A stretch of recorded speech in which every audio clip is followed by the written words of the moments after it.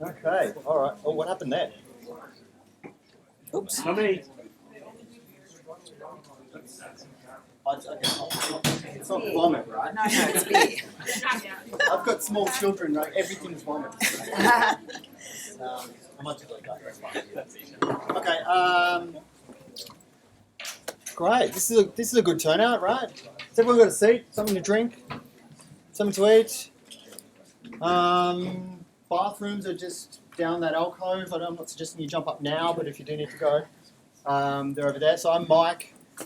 We hold a design meetup here fairly infrequently, and I'd like to make a bit of a change to that. So hopefully we have it more often, and getting more and more people involved is going to do that. So I've got a number of ThoughtWorks folk here tonight, and some other people that I really appreciate coming along, contacts from the industry. So that's great.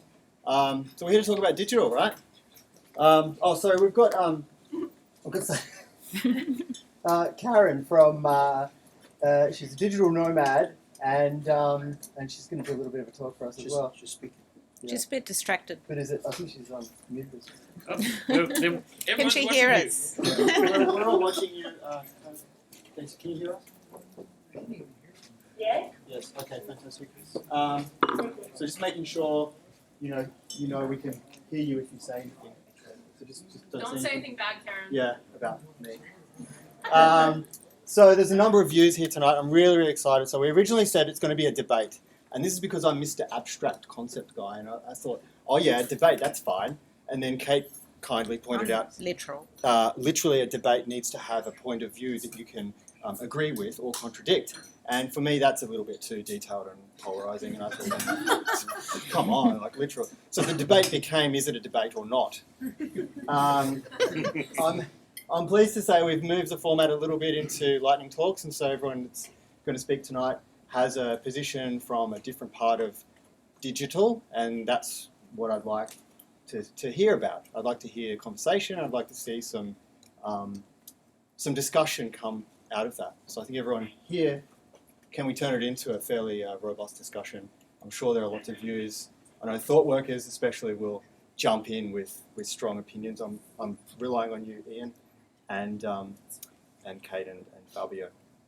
So we might start off with a fairly sweary video from a contact of mine who can't be here tonight, but he's a digital fanboy for some years now. So I'll just play that one, and then we'll jump over to Karen. That's weird, isn't it? Let's just park that there.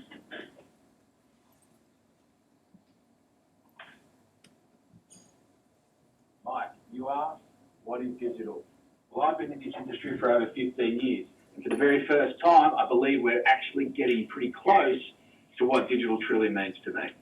Up until this point, technology has failed us. It's overpromised and underdelivered. It hasn't made our lives any better. It's just forced itself in these tiny little gaps that we had in time and staked its claim.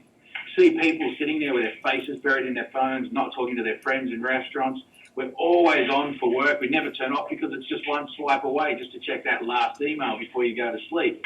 But it started taking over every living, breathing minute, and it's given us nothing back in return. The times are changing. We're reaching a point where our technology is becoming integrated with the everyday objects. The Internet of Things is the buzzwords for it. So now's the time to really ask that question, what is digital? To me, digital is like the middleware between technology and my real-world experience. It's the stuff that makes those two things come together. It's harnessing all of that data about me that's stored in all these disparate sites, and it's about all of that coming together and making sense for me. A unique personal experience from all of the data and information that the internet knows about me. Now, Facebook knows what I like, it knows who I am, and most of the time it knows where I am. With all this information, how am I not sharing relevant, timely messages that make my world better? You know, I don't want Country Road, for instance, where I've got a loyalty card to spam me just because I'm on their database with all their spring preppy bullshit. I'm not going to buy that. Country Road, I only buy black V-neck T-shirts from you. Don't send me your bullshit emails with all your pinks and pastels and blues. But damn it, send me an email offering me something because that's what I always buy. And then I'm going to convert and make that sale for you. Send me something that's relevant to me because I'm me. Now, wearables are destined to change the way that we interact with the web. In my view, websites will cease to exist sometime in the next 10 years. The data will just flow. My interaction with the brands that I love won't be through sitting down on my computer. It will be through the device, whatever that is. But glasses aren't it, and a watch isn't it. For the first time ever, Apple have released a product where I wasn't there within the first week to buy it. I didn't buy the watch because I think it's stupid. I'm an Apple fanboy. I've got the logo tattooed on my arm here. Like, I'm a huge Apple fan. However, I think the watch is dumb. Let me explain why. I used this example the other night. Did Henry Ford put wheels on a fucking horse? No, he didn't. He invented something new because before he did what he did, nobody knew what they wanted. And that's the thing for me. I think that they've just gotten lazy with the design. There's no innovation here. They've gone, everyone's got a phone. What else is something that most people have? I know, they all have a watch. That's right. I've got 12 of them, and I like wearing them, and I don't want them to be all jam-packed into stuff. Now, we need to think about what they're trying to do here. Now, if we want to hit this digital utopia that I dream of, with data driving my experience in the real world, we have to think smarter than that. Let me pose this question to you. If you want to measure how many steps I take in a day, is a watch the best way to do it? No, of course it isn't. Put a fucking pedometer in my shoes. Open up the standards, build some way of all of this data working together. Put a blood pressure cuff in my shirt sleeve. Put a drink cup with a water monitor in it. It all talks. Look, I've got scales that talk to things. I've got a blood pressure monitor that talks to something, but it doesn't bring it all together for me. You know, and what I want, though, is for you to tell me with all this data, help me make a better choice. Help me get my health on track. Help me have experiences in the real world that make sense because I'm me. Business intelligence is sadly lacking from digital. With all the data that's collected and all the analytics that's generated, the intelligence is missing to realise that this is still about people, and people are individuals. And if you can tailor your message to them and have this micro-targeted thing that's just for me, then that's going to work for me. Build me a world where my technology seamlessly works and I don't even think about it. It comes to me and says, Rich, it's time to go in and buy some T-shirts from Country Road. Rich, it's time to go and do this. That's what I want. I want my real-world experience improved by digital. It's time for technology to deliver on its promise and for us to demand more from technology, demand more from our digital experience. And you know what? If the big players don't want to create it, then it's up to us.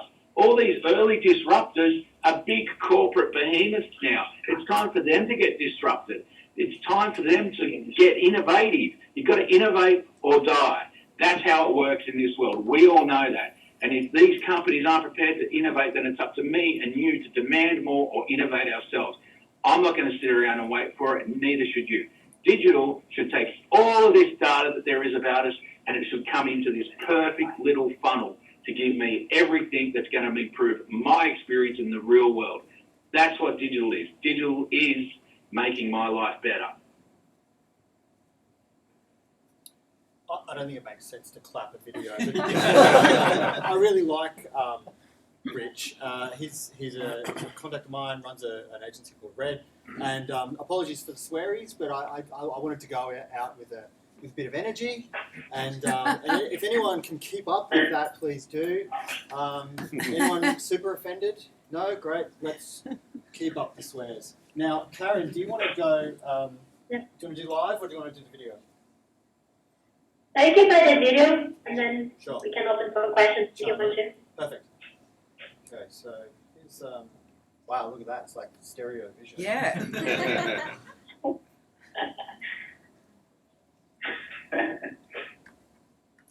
Hi everyone.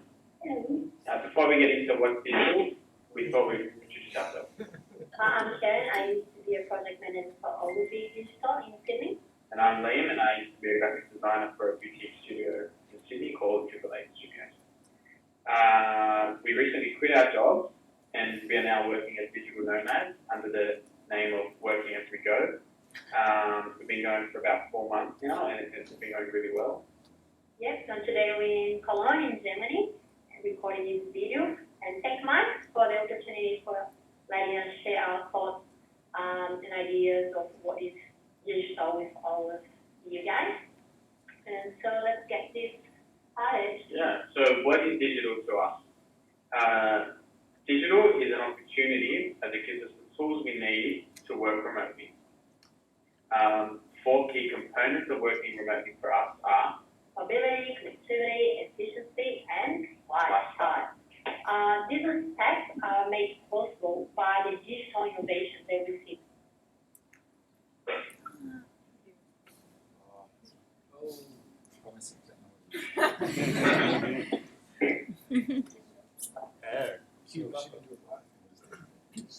The video is kind of, yeah. And can I also point out there's certain funny irony. Our actual landline has been cut off tonight, and so on the digital discussion night, we're using this, which is generally okay. It's only the YouTube video. Yeah. Send it. Sorry. Technical Okay.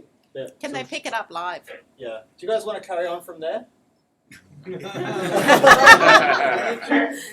a reason. Over to the live We studio. didn't know how to install. We couldn't hear anything. Yeah. Can I just kill you guys for a minute? Is that alright? Yes, sir. That's a lot. That's what else can I do? Yeah, that's digital. Yeah. Right. There we go. Let's go with that. I think it's bandwidth. So, with all the technology available out there, it makes it possible to work online. A lot can be done online. You don't really need to be sitting in the office from 9 to 6 in order to get your work done. So you might not choose to take off like we did and try to do it, although you should. But you might choose to work from home or work from a cafe, and that's all working remotely. And we can see that working remotely is a trend that's coming and staying and being part of the work culture. Yeah, so to be mobile, you need to be prepared. So we have our computers, we have 2 phones. Well, we had 2 phones. Karen's phone got pickpocketed in Madrid, and we have an iPad. So we're set up to be mobile, but in order to do so, we need that next thing as part of digital, which is the connectivity. We can stay connected with our clients very easily. Oh, come on. Really? Hashtag digital. It's alright. Use the hashtag to complain now. Yeah, thank you. That's it. With our clients very easily these days, which is a main part of how we are Everyone. in Cologne right now. Email, WhatsApp, FaceTime, Viber, Skype, Facebook if the client's very modern. Right, that's it. I think we're going to have to just pull the plug on this. That's it. That's it. Alright, so who's going to do the talk on how crap digital is in this building? So I'm just going to jump, I'm going to get them back on the line, but I think I might just jump to the next person. Top of the list here, in no particular order really. Kingston, if you want to join us. Oh, I did. Hey. Quick self-intro, and then smash it. Okay, That's it. all right. So in true digital fashion, I have my notes on my iPhone. So let me just pull those up. All right, well, thank you very much for listening to my rant. So hopefully I'll make a little bit of sense. But I'm the Managing Director of Now Communications Group. We are a integrated marketing agency. We work with a lot of B2B and B2C clients, and we do a little government as well. Safe to say we pretty much work with the big end of town. When we started in 2008, most of what we did was actually print-based. A lot of analog stuff, traditional type things, radio, outdoor, shopper type work. What we're seeing certainly, over the last 5 years is all of that changing. So I guess as a good agency person, I need to answer the brief. And the brief of what is digital, I think the definition I like is a really simple form, is that Digital is any form of electronic technology that actually conveys data as a 1 or a 0. All right, so take it right back to the basics. If you think about it then from a communications perspective, it's actually one of the best forms or most basic forms of communication. You're either a 1, you're either a 0. Is it a yes? Is it a no? Is it left? Is it right? Are you in or you're out? All right, so from a communications perspective, I can bring it straight back to that, and then I can always add on top of that. From a marketing perspective, I think it actually opens up a whole new world. So I'm probably one of the guys, and our agency, one of the guys who's spamming Richard and sending him a whole bunch of different coloured shirts when he probably doesn't actually need them. But if I think about what it actually allows us from a marketing and advertising and a communications perspective, digital gives us this whole new world. And again, if I bring it back to the most simplistic form of 1s and 0s and something basic, again, any electronic piece of technology can be a communication and marketing tool. So take, your good old digital clock on your oven, right? It's been around for a long time. In actual fact, if you're smart about it, it actually is a really great communication tool. Right? It tells you the time. It can start to flash when maybe you're setting, your cooking timing, and it's telling you how long, you've got left to go. You can actually have, a bright sort of flashing thing on it. It can be sort of dull, it can be bright. There's so many different things you can do. And again, bringing it back to that most basic form is where I think the most power is in digital.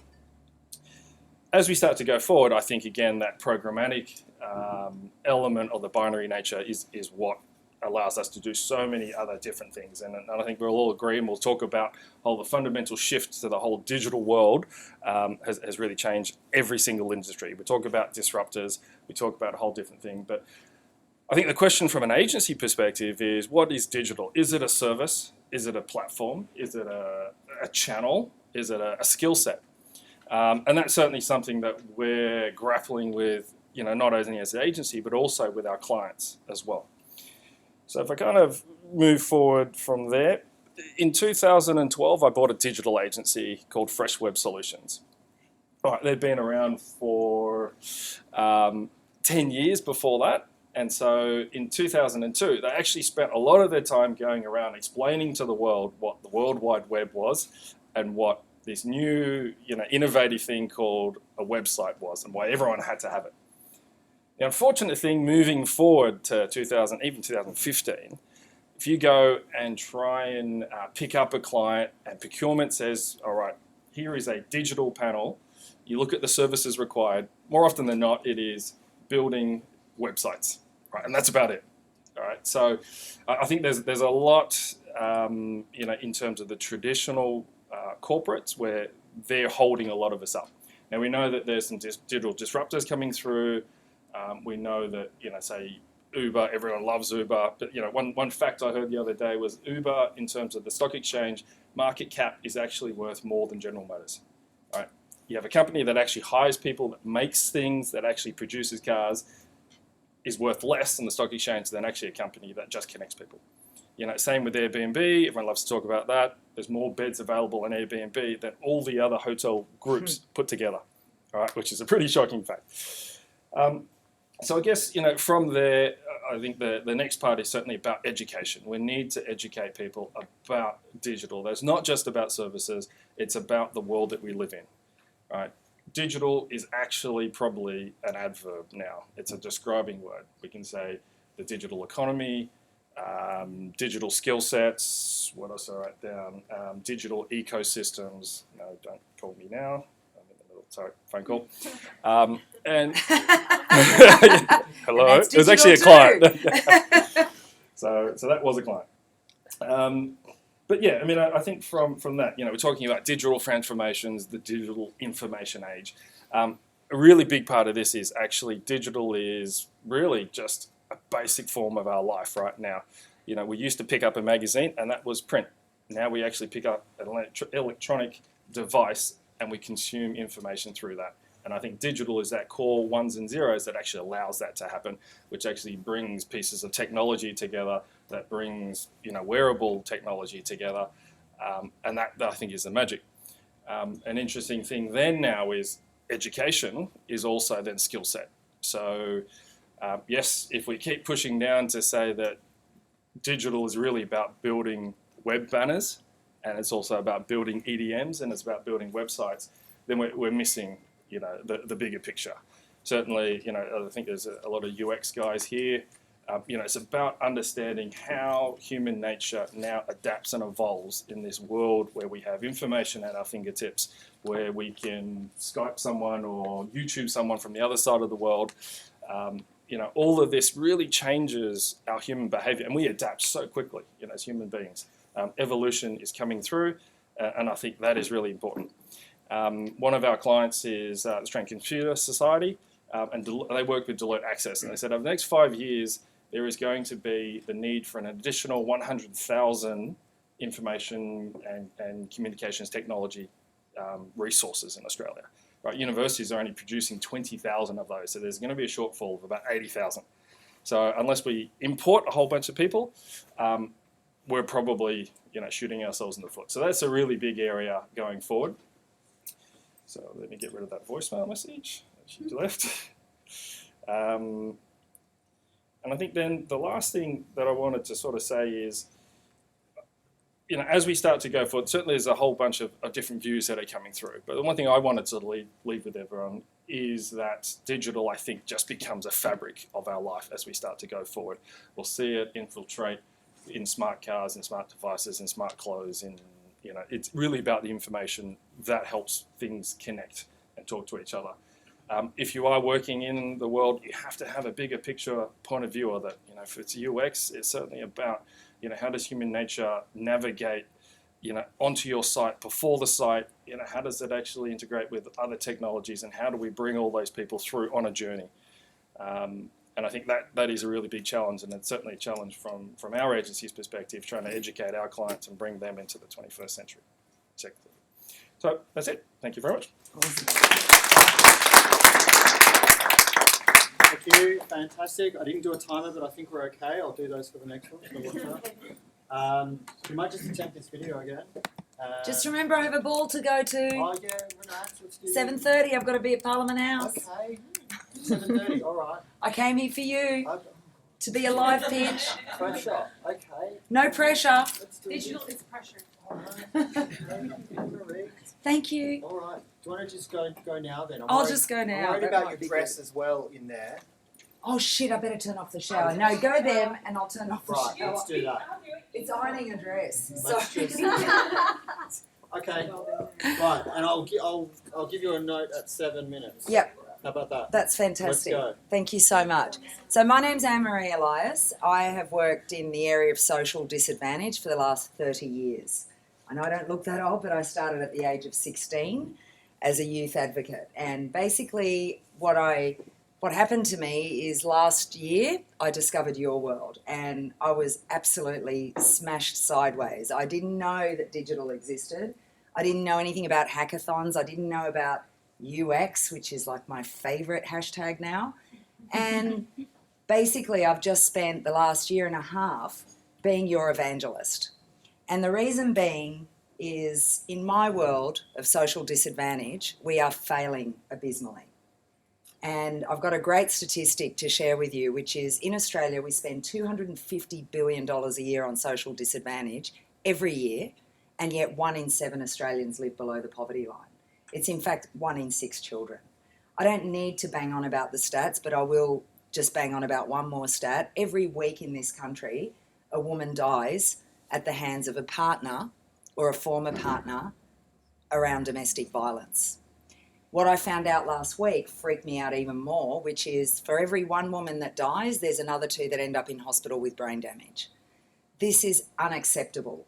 The status quo absolutely is shit in this country, and it's clearly not working. And what I think is digital is the answer. And I'll try and explain to you why. The old world that I come from is all about hierarchy, it's all about power, and it's all very siloed, and it's very exclusive. The new world that I've come into is completely the reverse of that. And user design is what I'm most inspired about. Because what you guys do is you actually care about the end user. And they become the focus rather than the hierarchy or the budgets or anything else. So I've also been looking or observing at startup, tech, and design innovation, and trying to find some attributes that belong to those fields. I'm doing a PhD, or I'm applying for a PhD next year, that I'm calling disruptive social innovation. And what I want to study is the DNA of those fields. And the DNA of those fields is collaboration. You work across sectors and across disciplines. You co-design. You look at the end user. And I think that's amazing. And what I think is that I need to bring that to my world of social disadvantage. What I've found among the tech and startup and design community is that you are the most generous people I've ever met, and I apologise in advance if I start to cry, which you can't let me because I have mascara on and I'm going to a ball in less than half an hour at the other end of town. But really and truly, I've just been mesmerised by how generous you are to someone like me who's effectively a newbie. So last year I went to my first GovHack. This year I was organising GovHack. That doesn't happen in any other parallel universe. And so what I want to share with you is how digital in my world is all about inclusion. It's all about collaboration. It's all about empowering people, and in particular the end user. It's also resourceful. Government, as I've just described, with the $250 billion a year, that has absolutely no return on investment, and nobody gets sacked for it. If that happened in your world, people would lose jobs. However, this is in your DNA, and what I want to do is collapse the worlds together.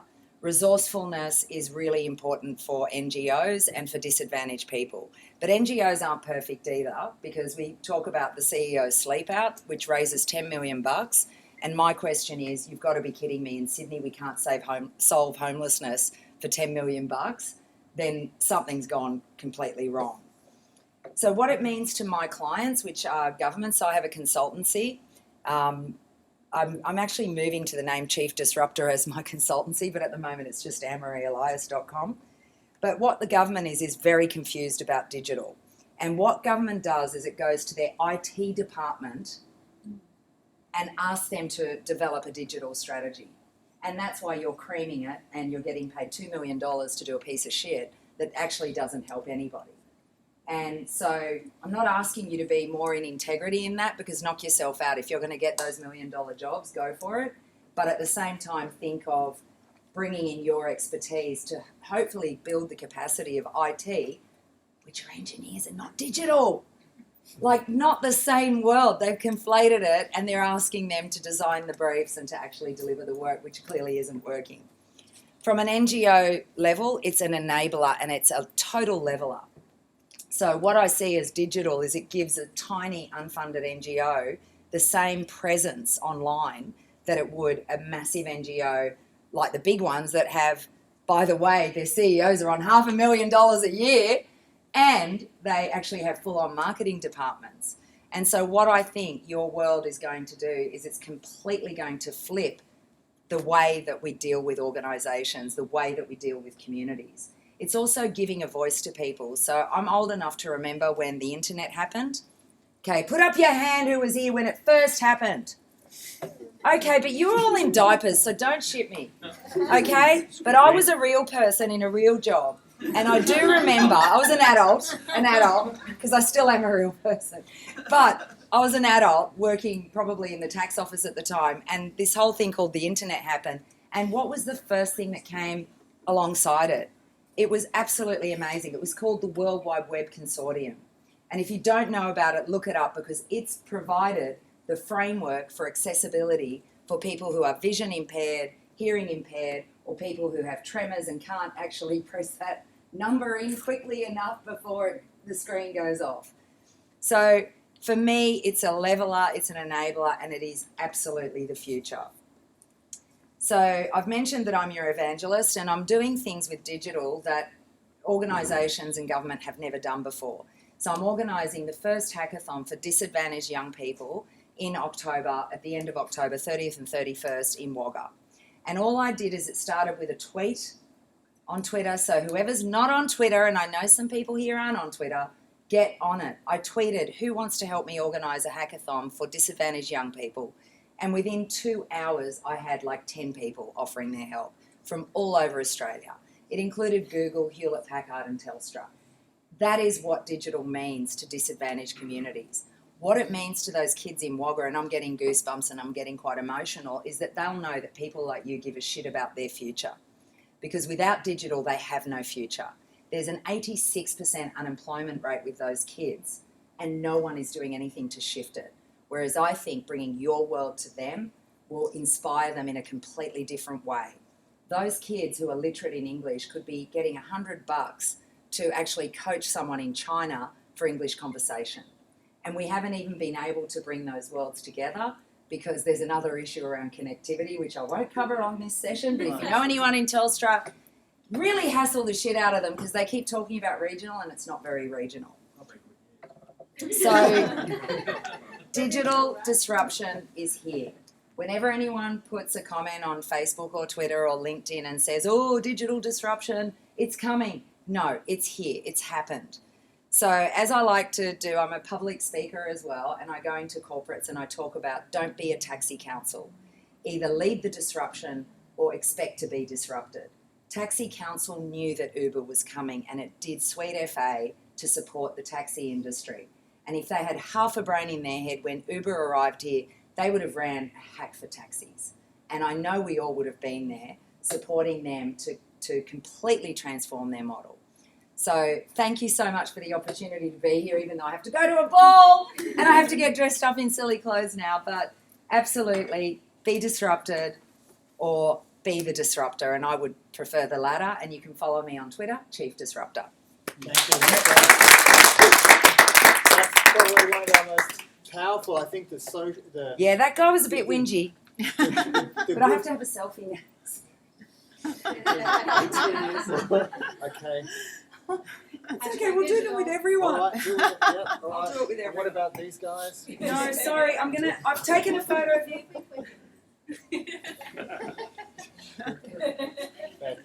Okay. The man himself. Yeah, so I'm nothing. Okay. Sorry. I think your dress is ready, actually. Okay. Thank you. Thank you. Thanks for coming. I really appreciate it. Thank you so much. Yay! Good job, everyone. So let's just have one last go at this thing. Just everyone pray to the gods or something. Thank you. For goodness sake. Thanks very much. Nothing. This is it. I'm Lee, and I used to be a graphic designer for a beauty studio. Let's just go back to the middle and from the last to the end. With the digital innovations that Karen mentioned earlier. And with mobility and creativity, that's creativity. Let's just get a bit of one.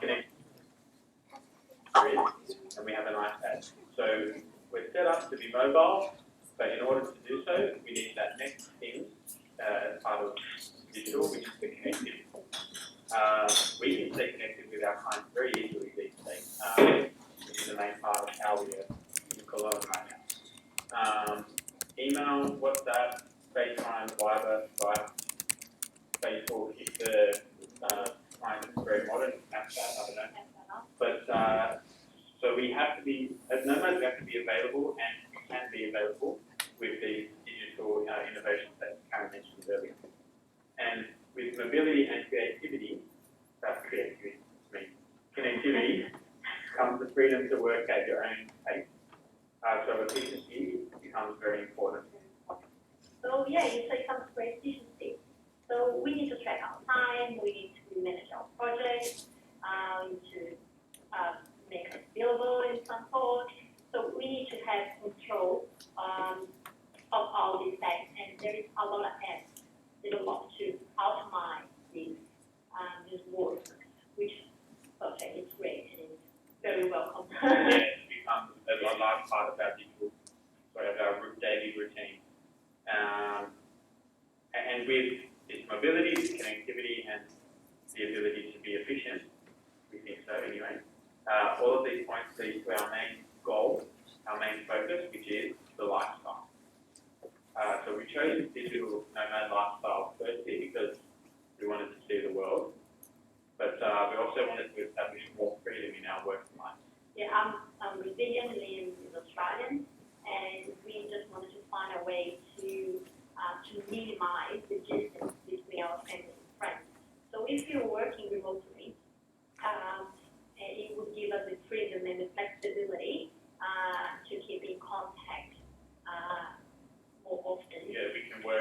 months here, 6 months there.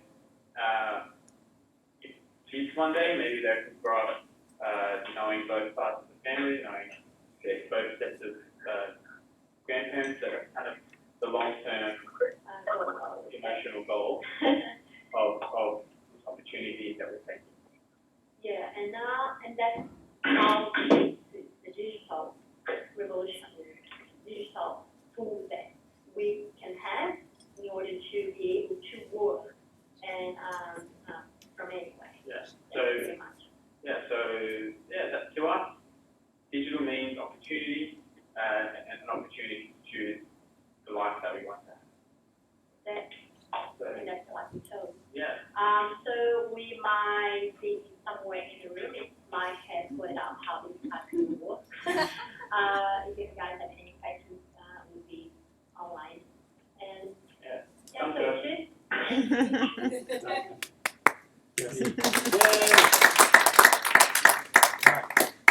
Right, so we just watched the video. Can we hear you?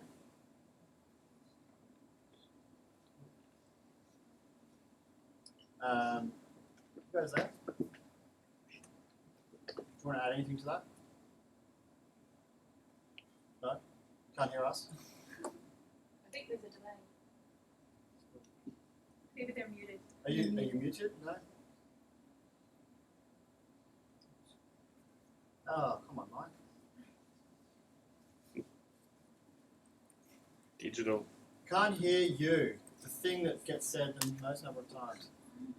Can't type either. Alright, that's it. I'll call them back. Should I do that? You do this all the time, right? All the time. Shut down, restart. Oh, have you tried turning it off and on again? Let's try to Right, turn it see? on. This is digital. Yeah. This is what it is, right? Is the speaker paired again? Or? I don't think I'm fair. I do think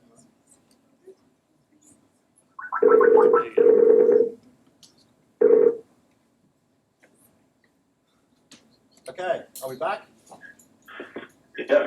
Hooray! Yay. Now, if no one has a question, I'm going to scream, right? So, I think these guys are fantastic, turning digital into an opportunity for freedom and lifestyle and nomading their way around the world. I'm kind of envious of my stupid children causing me to not be able to do that. Not envious of the children, I hate them. You know what I'm saying? So if anyone has a question, call it out, and we'll go from there. Otherwise, we can. No. Do you want to add anything? What's the most difficult thing about being a digital nomad? Connectivity.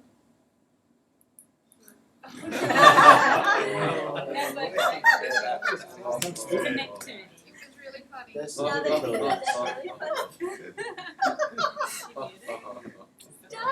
I'm just gonna. We can't hear you now. Right when you started speaking. Yeah. Look, let's just carry on, and I'll call you back in. Is that cool? Yeah.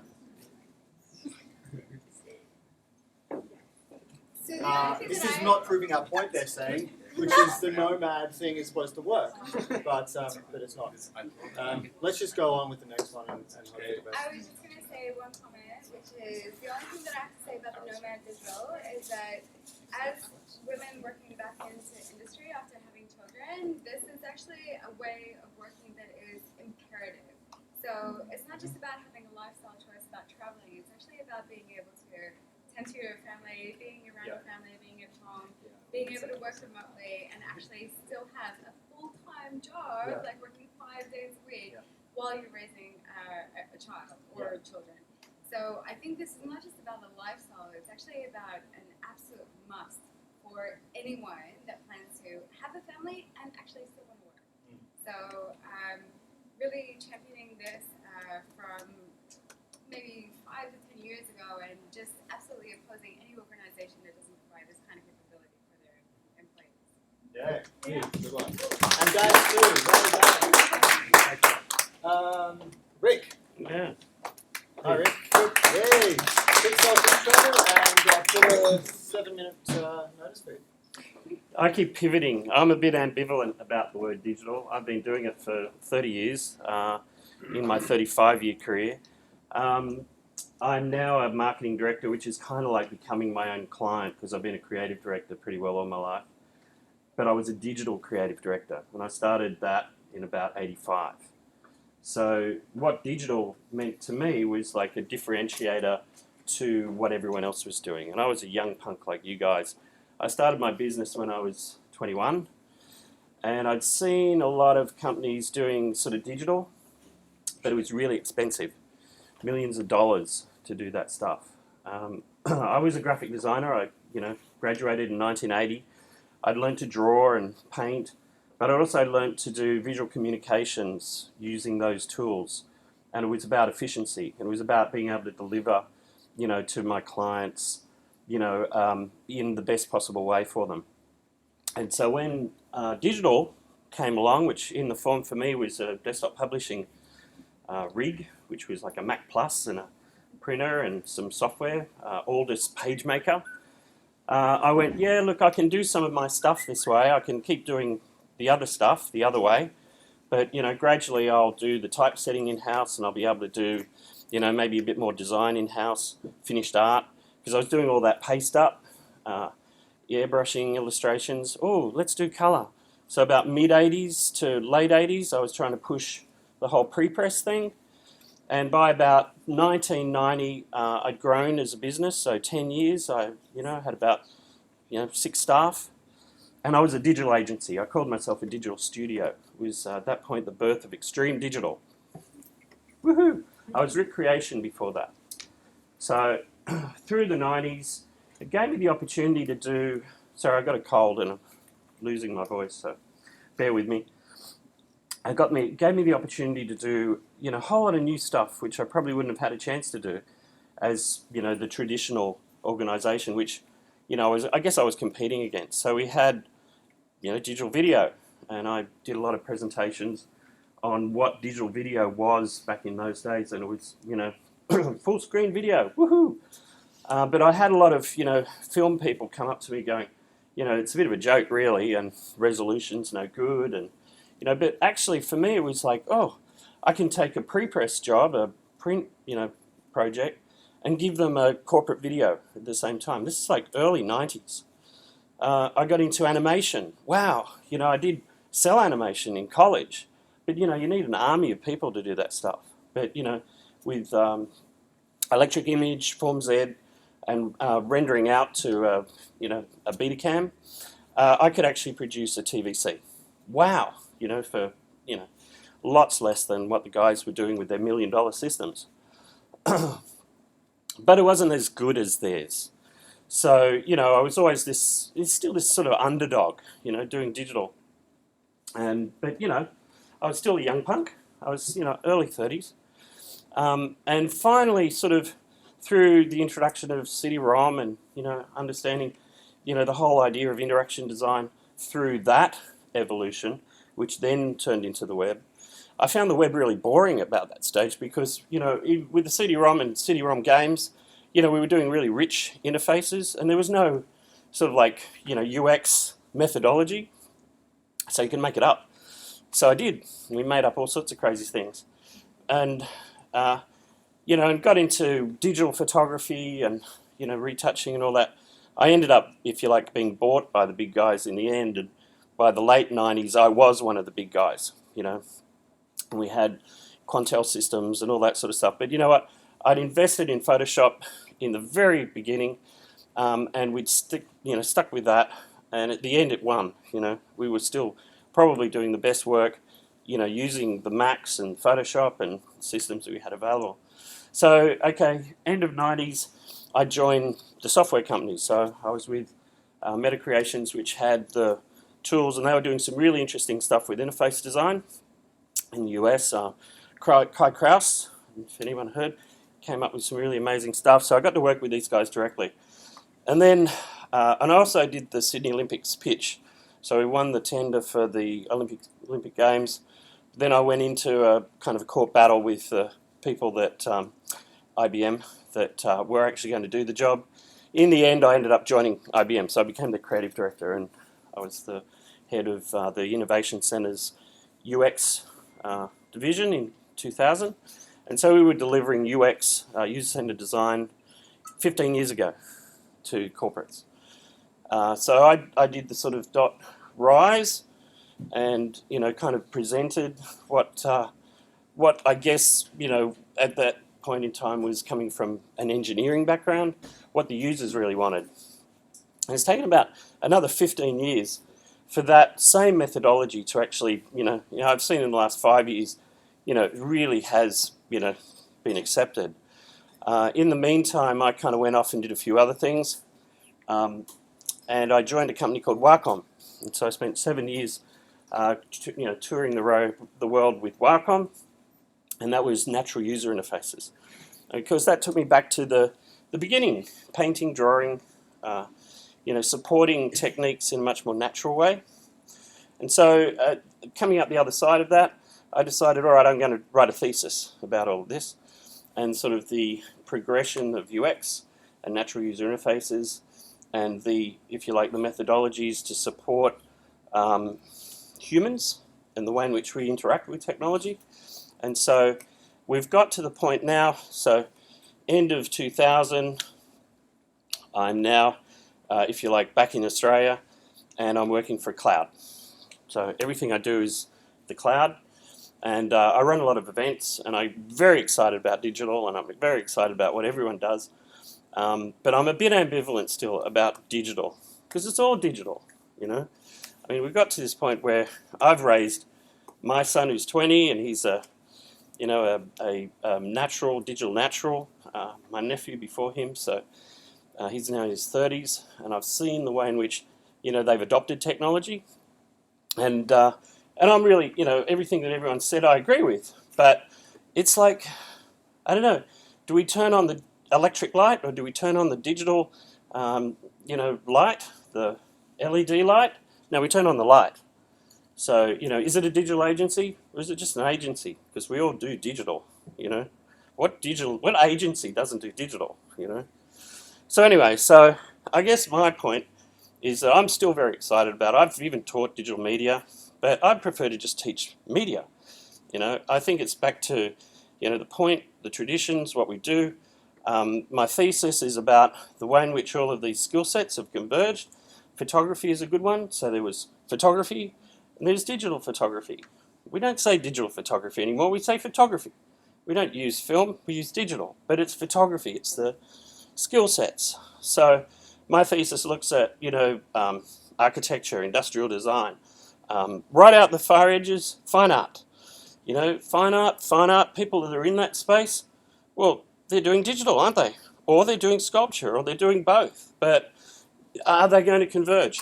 And that's the bit that I find exciting. How far off is that? When is it really actually all just going to be art? Anyway, thank you. I'm Rick Holland, and I work for Office. Last bit. Office, cloud, and we do lots of events, and I'd love to see you there.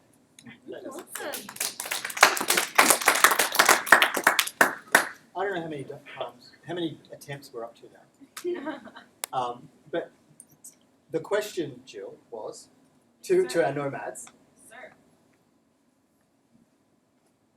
Can you hear? Are we good? Yeah, I can hear you guys. Yay! Ah. So my question It's okay. my question is, what is the most difficult part of being a digital nomad? So what that would be? For me, it would be the way that we're doing it would be packing up and moving on every 5 days, every week. So that gets a bit tough, but it's for a good cause. We're doing somewhere nice, so. I think for me it would be finding the balance of working and actually being excited about going outside and seeing everything. So you need to find a balance and make sure that you know your deadlines, you know you need to deliver your work, and you need to commit to that. But at the same time, outside is a beautiful day in Cologne. And after this this meeting, I actually need to work even more because I have deadlines for tomorrow. So, and I won't be going outside. Sorry. But Sunday, we're going to go to a festival in Bonn, which is a city that we've never been before. So there is pros and cons, and it is a great way of working. And it's working, so we're happy with that. So the hardest part about the being a digital nomad is the bit where you move on continuously. It's kind of interesting, right? The nomad part is the hardest part. It's kind of, it's as if you want to set up permanent It's very camp. nice. The main part, but it's the hard part as well. Okay, fantastic. All right, so we've still got you, and we'll keep going. If you want to mute yourself or chime in, but just be aware that's on. Thank you. Did anyone want to add anything to the digital nomad conversation while it's still open and going? No? Okay, very good. Are there any places that you can't work in the world because of connectivity, or is it just Yes. work everywhere? Yeah, could you hear that okay? No. Okay, so is there anywhere that you cannot work because of connectivity so far? Any places in the world that there are challenges there? The first place that we found challenging was Greece. We were in Ireland, and the connectivity wasn't everywhere, so we actually had to find a spot and not move. Yeah. Just stay there. But most of the places that we have been so far, the internet has been amazing. There is hotspots everywhere in Europe, and we have been choosing places to stay with good internet as well, to avoid any, like if we cannot find internet outside, we have internet where we're staying. Although we had some trouble here in Cologne for the first few days, so we weren't expecting that, but it's fixed now. And it's just hours away. There's always internet cafes if that's your last resource. Yes, it's internet is everywhere. We just need to find good connection. Okay. Excellent. Great. Well, again, thanks for your video. Thanks for your persistence and delaying a deadline. Thank you, digital nomads, but stay with us. Another Brazilian. Ooh, close. Or no? Portuguese. Sorry, we were talking. Sorry. I'll take Brazilian any We day. were talking about this before. It was a question, right? So welcome. Thanks very much. Hi, my name is Carlos. I'm head of strategy for a digital ad agency, I suppose, in Sydney called Orchard. And well, there's really two core things about being in an agency. And it's the first of which is you do get this conversation a lot. And we've had this conversation for ages. You always get sort of clients sort of going, oh, I don't really know anything about digital, and you sort of try and get them over the line. And essentially, what I do is I'm in the behavior change business, in whatever shape or form it be. Like you said, it might be in digital, whatever it is. Usually that behavior change results in trying to get people to buy more stuff. But behavior change can happen in a multitude of different ways. And the second thing is when you're in a business like mine, I suspect there's a few people in the audience today that are the same, is we're in a client services based business. So we're always working in order to meet client objectives, their business requirements, and get effectiveness in their environment. So for years and years and years, I always have a spiel around sort of what is digital and how I sort of connect it. So to answer that question, what is digital? And it usually goes around the general premise of digital could be an email, it could be a website, it could be what you traditionally call digital channels, but it could also be Shazamming something on a TV ad, or it could be the Apple Watch, or it can be a robotic dog, it can be a self-driving car, it could be... Digital is a lot of things, and it's very, very complex. But the great thing about digital is digital enables you to make connections where other traditional mediums can't. When you've got a TV ad, you've got a TV ad. When you've got a press ad, you've got a press ad. Digital allows you to make those connections. And so I always get to a finite point, which the usual spiel, digital is glue. And I'll talk about how it makes those connections, what glue is. Now that's, as a client services person, that's what I tend to say. But I think the brief for tonight was be slightly provocative, be slightly risque. So I'm going to take it a step further and take it away from the PC context of what I normally answer, what digital is, and I'm going to take it a step further. And I thought about taking it a step further And I was like, how am I going to communicate this without sounding like a douche? So what I did was I found a Brit who actually communicated the same way, and I'm going to quote him. And he's a very, very well-known guy in our industry. He's a guy called Ian Tate, and he said this about 5-6 years ago. And Ian Tate, he was the founder of an agency in London called Poke. He's now the executive creative director of Wyden Kennedy, which is a sort of big, famous agency in that space. If you don't know him, you'll definitely know his work. And he had a similar conversation, and this is what he said. It's time to stop all the nonsense about trying to call this stuff this or that. Only thing that matters is whether it is good or not. The only thing sillier than all the word monkeying is denying that technology, code, and making things out of bits and bytes is important. And I don't know why I remember that quote, and I heard him say it 5 years ago, 6 years ago. I actually went to a transcript of where I met him and where, in order to find the actual words.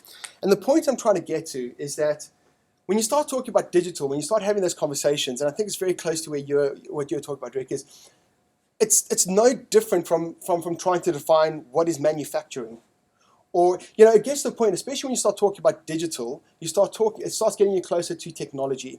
And the more you start talking about technology, you start getting into a space where you start thinking about finding ways that technology can impose itself on you or impose itself on your environment, as opposed to actually add any benefits. So many times we've seen digital experiences, we've seen products, we've seen services, we've seen a load of stuff that are rubbish, that nobody ever wants to use, but it exists because technology tries to impose its place. So I tend to think that, if we're going to talk about digital to me is more about sociology than it is about technology. Yeah. It's about recognizing...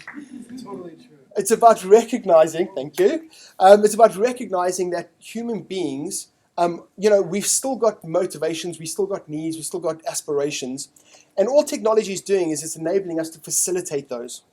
And so it's about recognizing that sort of through digital, human beings have got different relationships with things like space, where people are working in different places, or you're Skyping with your mother in a foreign country. I'm a Mongol, Portuguese, South African. I've got family all over the place. It's also about recognizing people have different relationships with things like time. It's always about real time or always on. You can Google anything at any time. You can do internet banking at any time. It's about recognizing that people have even got different relationships with money. You're getting free stuff on the internet that you weren't paying for before, but now you don't mind paying for premium things. So it's about understanding that we've all got these different types of relationships at play with things that are innately human, and digital is helping us facilitate those. But if you start talking about what is digital and you make that leap to technology, I think that gets us into not a dangerous place, but it doesn't get us into a place that makes it worthwhile. It's about understanding what people are, what people think, and finding ways to use technology to facilitate those needs, facilitate those motivations, rather than starting from trying to find places for technology to impose itself. So I suppose I'll throw the challenge back out to everybody here, which is trying to define not what is digital, but what are the human wants and needs, and start finding ways to use digital to facilitate those. And if it's not digital, so what? It doesn't really matter. It's about progress. It's about being better. It's about facilitating certain things. And I was quite inspired by I forgot the lady's name, the social activist, about talking about how digital is a way to transform for good. And that good can happen in multiple different ways. So that's a challenge that I leave with you guys today. That's the way I think and I approach it. I'm pretty sure I didn't get anywhere near 10 minutes, but I hope that I got that across. Thank you.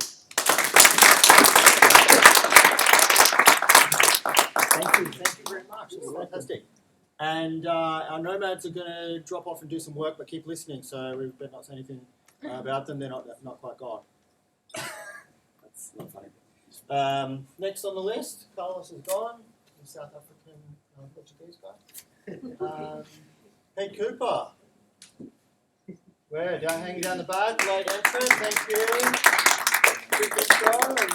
I'll give you a note at 7. Apologies for wearing a suit. I never wear suits. I just had a thing. Hi, I'm Pete. Pete Cooper, and Twitter PC0. Number 0. I'm just trying to give you the tech startup perspective, and I'll choose to pick a fight with the previous speaker on the fact that I don't think technology actually is imposing on us. I actually think it's this great empowering force, and particularly I started at UTS, and in the old days it was like old proprietary technology. Through open source and through multinationals competing for our attention span, increasingly stuff is free, and it's really cool stuff. It's the latest stuff, and you can build a tech startup that hits a global market and affects hundreds of millions of people. In fact, there's as of now, like right about now, there's 132 privately held companies that are worth more than $1 billion. They call them unicorns, and I don't know if anyone saw my newspaper article last week about it, but Australia's not grabbing our fair share of this, and we need to. Mining resources is not so exciting anymore, and digging stuff out of the ground has a limited outcome. And our office, and I suspect a lot more going in the future, we're using recycled furniture through the Good 360 program, and we got it from the Department of Premier and Cabinet. I hate to see what happened on the lounge and the reception, but we've got it in the corner of our office, and we're quite happy with it. And it's beautiful designer furniture from AMP Capital and BlackRock Funds Management, and you can get that stuff, right? And you can use it in your home and in your offices and your own tech startup. So all this stuff is free, and it's very flexible, and it's the collective output of a lot of smart people that are creating and changing the world. And I think we need to grab it and own it. And I actually hate the fucking word digital. I just think it sucks really badly. It's like just to pick a fight on that, probably offending everyone in the room in one go. It's like saying, "Oh, I breathe in before I speak," before you start every sentence. It's not necessary. And I know it's a useful transition word. I do have a bit of a conflict of interest on this. It is a useful transition word. The Digital Transition Office, Malcolm Turnbull's wonderful creation, is probably actually just contributing to tech exclusion. It's going to be great in terms of saving a few bucks, and it's probably going to help us deal with government a little bit more consistently, a bit faster. But the great opportunity, and I think the potential and the great thing about digital is actually it's like you're only limited by what you can think of. We're not just putting another web front end on another government department. That's not the idea. You should be looking at there's an elephant in the room here. It's hidden somewhere. And his name's Clayton Christensen, and he wrote this thing called Innovator's Dilemma. Has everyone heard about that book? It's a really crappy book. It's very boring. If you want to buy it, just so he gets a bit of royalties, put it on the shelf and point to it. That's cool. But read the Wikipedia page, save you a lot of time. And disruptive innovation, right? So it's what Google Docs did to Microsoft Office, basically, or what Uber's doing to the taxi industry. And doing a minimal, very small feature set that's really, really what the customers want. Keep cutting things out until the customer screams that you've taken away the one thing they really do want. And he said that 15 years ago, and we're 15 years into the biggest digital-led, mobile, internet, disruptive innovation phase in human history, led by technology. And I think our and I'm saying our, meaning actually yours, because Rick and I are past it, and just trying to hopefully contribute from the side, and contribute sort of multi-generational learning as we get old. But there is this. I just think there's so much freaking opportunity over the next 30 years, and we're just getting warmed up. So let's stop talking about I actually thought we were in a pub tonight, so I was going to suggest we have a drinking game, the digital skull, right? So if someone says digital, you can't skull because it's going to get messy really fast. Plenty of beer here. But you could do if they say digital and then don't put the thing after it that makes it what the digital is about, that should be a skull, right? So I think that's kind of interesting, and it makes you think a little bit more about what it is that we're doing with it. So come and check out the Start Society. We're down in Sussex Street, and we've started a little thing called iCentral. It's our first product. We're also doing a policy database to lobby every level of government, every portfolio. We just started a listing exchange. It's not a stock exchange, not a stock exchange, not a stock exchange, not a stock exchange. But I'd love it to be a crowdfunded stock exchange in 2 years. Our goal is to get 500 startups. It's called the Start Registry. Don't go there now. Go there in about 3 hours once the propagated. So 500 startups, 250 investors, and that's why I'm late, because I was just chasing a serious Chinese connection to ramp those numbers. Go numbers. Go digital. See ya. All right, so whoever's next, you need to swears and energy. Ashley. Energy. Swears and energy. All right. So I was trying to be really controversial with what I was going to say. I was going to come in and say digital is irrelevant. Yes. But actually, I kind of agree with woo! Digital is irrelevant. It really depends on how you define digital. I really agree with kind of all the points of view that we've already talked about. And actually, I've kind of changed what I was going to say after these guys spoke. One of the things that digital really means for me is, like, these guys are from Cologne. And Cologne, for me, I lived there for 2 years. It's a place that I feel really connected to. And I met like 100 amazing people when I was there. And through digital stuff, I'm actually still connected to them. So I'm regularly in contact every day with my best friend who's living in San Francisco. I'm just walking down the street, doing daily stuff, going to the shops, and we're having a chat. We're in different time zones. We're doing different things. It's kind of confronting because I can hear like American accents in the background. Nothing confronting about our accents. No, it hurts. It's like really displacing. You know, you like hear all these American accents and think, whoa, we're everywhere. No way. Not at all. It's just more like, it amazes me every time I speak to her and I hear like this different environment. It's just like allowed so much connection. And I think I was gonna also come in with a bit of a gripe about UX because I work in UX. Yeah, UX. Woo, UX. But from a different point of view, because I'll connect it back to what I did in Cologne. I've actually come from a service design background. And when you work in service design, you kind of are focusing really on the user and the whole journey. So you're really focusing on what the outcomes that you're trying to achieve. And often I'm finding now in UX, this is my complaints, this is my little red. Yeah. Still in Sydney, I think we focus too heavily on the device and on the design itself, and we don't think about the big picture.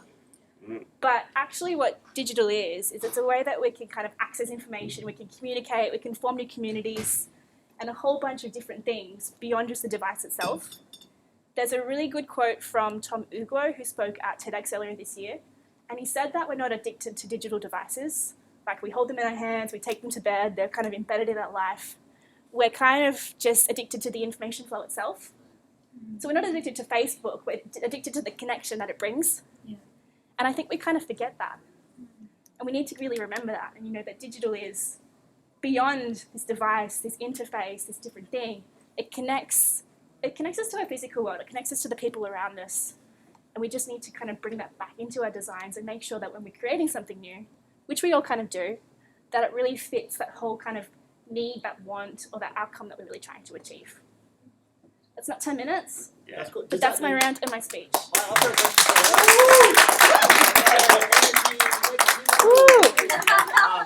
I do have a question though. Does that mean, like, so if we say now, always got the device, it's the information, does that make it okay to sort of do this? Like, when you're around people, I'm just, you know, it's kind of a provocative question for everyone to think about. I don't really know. So. What, like when you're sitting at the table and you're being rude and talking to someone else? When Yeah, they're does that mean it's okay to be a douche socially? This is an important question for Mike. Yeah? Yeah, it's an important I need to know. You need to know. Yeah. Social etiquette still applies. Great, I'll be equally offensive. Yeah. I mean, it depends really on your kind of take on things. For me, like, the physical kind of interaction takes precedence over a digital interaction. But they both have their place. It's funny, like, I think of Uber, and it's a digital interaction. UberX, I interact with strangers more in UberX than I have in the last 5 years. That's for serial killers. Seriously, I'm scared. It's possibly a problem, but I don't know. You know, there's a digital interaction that's connecting me to an actual conversation, which mostly, and 30% of the time, I still have my headphones in and doing something else on my device. Yeah. So but I think that it can still enable you. It's not that one single digital interaction. It's connected to a whole series of things. You're not focused on, I'm going to interact with Uber. You're like, I want to get somewhere, which is a physical kind of thing. So digital is allowing you to connect with that driver, get a cheaper ride, and go to the place where you want to go. But then meet somebody new who's interesting. Exactly.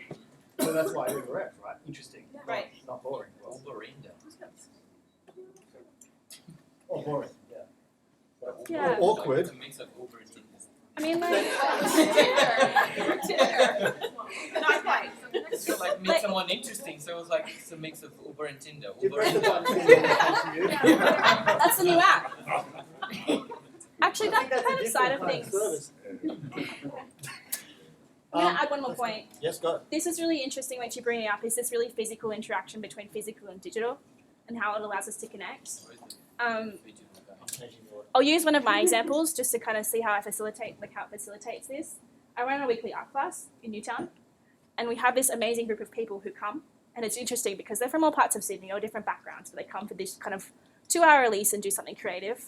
But the way that we communicate to everybody and bring people in is through Facebook. And so it's this kind of digital interaction, but actually has like kind of a real world tangible outcome. It's just nice. It's got a purpose. It's a purpose to come together. So kind of the purpose of digital is kind of beyond, it's that whole human behavior, need to connect, all those things. It's about people. It's about people, exactly. Thank you. Cool. That's great. Change the order, sorry, Jill, because we've got someone who's going to continue that theme. Andrew? Let's do it. I'll let you introduce yourself and that topic, that intersection, the physical and the digital. Hi everyone, I'm Andrew, and I'm currently, or as of this week, a digital strategist. So I got hired a few months ago as a digital strategist for the first time ever. Before that I was a techie, as a lot of you might have been sort of techies, but I always had a bit of a knack for other things. Sure. So I always, my background is sort of very techie, but I always had a lot of other interests, psychology and this and that. And I realized after a while, I'm not the kind of techie that's going to just pick up a new programming language just for the fun of it. I always had to actually see what the end result is. So a few months ago, I got hired by a company, moved to Sydney to work as a digital strategist for a solution vendor that sort of does a lot of. Originally, they were doing a lot of digital signage solutions. Now they're doing a whole lot more interactive kiosks, integration with Facebooks, and we're talking now a lot of wearables, a whole bunch of sort of digital stuff. So I got hired as a digital strategist. Sounded like a good role. It is actually a really good role. But then after a while, I realized I'm not the whole digital thing to me, it's sort of, people went into the whole digital thing because it was cool and new. This is why, as people said, it was the brand. It was like a differentiator. It was the next cool thing to be. Whereas nowadays, it's like digital is everywhere. So digital is everywhere. You got your phones, you got this, you got, in a year's time, you're going to get wearables, you're going to get, in a couple of years, you're going to get implants. It's going to be all around us, right? So it's not I'm not actually happy with the word digital as well. I think it's a transitional word as well. It's not it's just so really it's all about creating experiences, right? That's ultimately what you want to do, is you want to, yes, you need to have all the technology that works in order to bring the experience, but it's actually, you start, as the late Steve Jobs said, you start with the experience and then you work backwards. You see, what you see here is you see the people here, you don't see the projector here and all the cables and all the wirings. It's like, that's techie's problem. You see the people, right? And that's what it's all about, in the way that you design things, the way you interact with things. So digital is like, it's like plumbing, right? Yeah, you need plumbing, of course. You need water, you need electricity, you need power, but I don't get excited about plumbing, about water, about, it's like, sort of, okay, I'm a bit spoiled, I take it for granted. If you go to a third world country, then you sort of, oh, actually power and water having is, a bath, though. yeah, it's like, oh, working toilet is actually pretty cool. But anyway, you get used to all of this stuff as well, but anyway. So it's, what I also wanted to say is, like, in my world, it's a lot of, so we do a lot of work for retailers, although we have a few sort of odd bunches, but it's all about physical spaces. So, you know, there was all this talk about e-commerce taking over the world, and while, yeah, it's really important, but what's actually happening is still a lot of the sales are happening in store, because people like to hang around. I mean, why did you all come here? Why do you like to actually see people? A whole bunch of interesting, funny, working people here. So it's all kind of... and it's a Friday night. Yeah. I mean, imagine if you were just sitting home, okay, cool, you have a few beers and you Skype in, it's like, which one's better? So maybe in a few years' time, the technology is going to be so much better, so you actually have the same kind of experience now as that we're having, but it's not quite there yet. But this is what people want, is people want experiences, not the technology is there to just sort of support them. And yeah, it's a lot of the times techie people, they get lost in they like to solve problems. This is, I mean, anyone who's sort of in the IT, they love solving problems, and they focus on the technology, and quite often they lose track of the actual experience and how people think, how people react. And then a lot of the time, the technology is like you actually start using it and say, who the hell designed this, right? Because no one has actually sat down and did it. And the same thing happens actually in the physical world. Is you walk into a store and you think, you get the whole experience, say, come on, who the hell designed all of this? This is all, you go to, I'm going to name it, Australia Post, right? Okay, there are the new branches and the old branches. You go to an old branch and say, come on, this is just ridiculous, right? And they are fixing things. So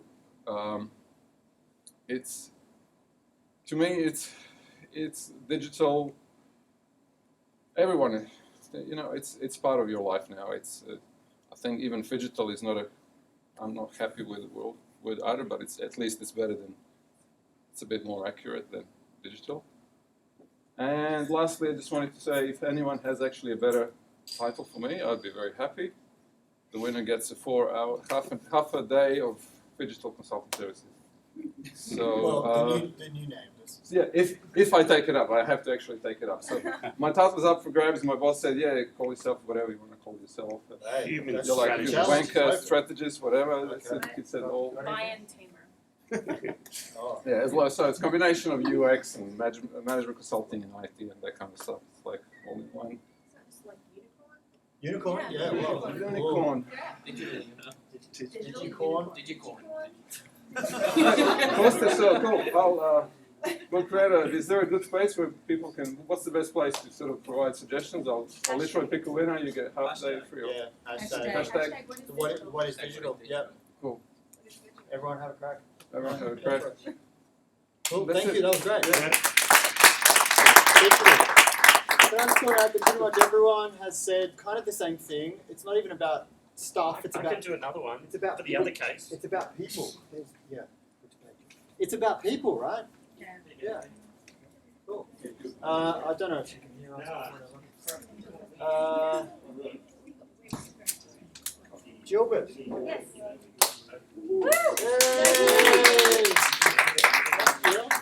You know what digital is? Digital is me finding out this afternoon that I was giving this speech. Okay. Yeah, that was kind of me, but you know, you'll thank me, won't they? Yeah, one day. So that's not how you spell my name on the website, and I don't make viral videos, so don't ask for them. Okay? I am a digital content ninja. I produce online video for clients around the world for websites, campaigns, apps, you name it. Any video from fashion to corporate to travel to education to healthcare. Video lets me do 100 jobs in one. And everything from 15-second Instagram clips to hours-long events, which is what we were doing yesterday. I love strategizing, creating, and amplifying stories. As a content producer, my goal is to provide an engaging experience for the user, wherever, whenever, however my audience is watching. I think without stories, the web would be pretty empty. I believe in message first, medium second approach to digital, not just content for content's sake. I think there's plenty of noise out there. I don't want to add to that. I want my clients to say something worthwhile to their audience. So digital, this is when you start drinking. Where's Pete? This is when you start, drinking. Digital makes my job possible and gives it its variety. It helps me deliver proactive solutions in real time. Through digital, I can offer clients a faster turnaround and more production value for their budget, more bang for their buck. For me, digital is my global network. It lets me shoot in Shanghai, edit in Singapore, and show the client in Sydney, often the same day. It's working in the cloud. And sometimes getting really frustrated because I'm sending gigantic files to Bali and their internet really sucks. It streamlines the production process from purchase to publish and lets me meet new crew members, view their work, and book them for shoots no matter where they are in the world. Digital is being connected, sometimes too connected. Sometimes I don't want my clients asking for changes on Saturday night and expecting them on Monday morning. It's answering emails when I'm on set, and it's keeping in contact when I'm not even in the office. For me, digital means setting a whole new set of boundaries for my work-life balance, and we're all still working on that.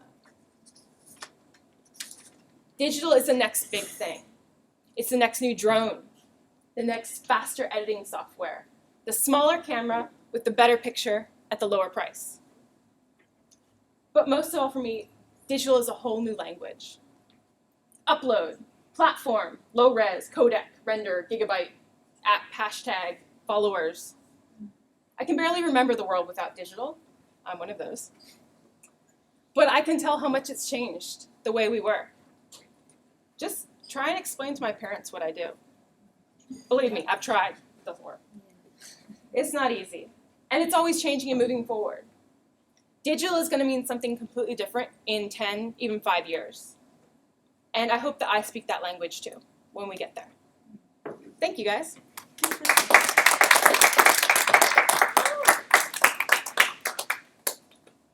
Thank you, Jill. Thank you. Yes, thank you, Ninja. I was going to say, Digi Ninja, can we? Oh, Jill, SCH09 on Skype, if you want to talk to me. Oh, nice, nice. That's a plug there. Yeah, right Yeah, there. very nice.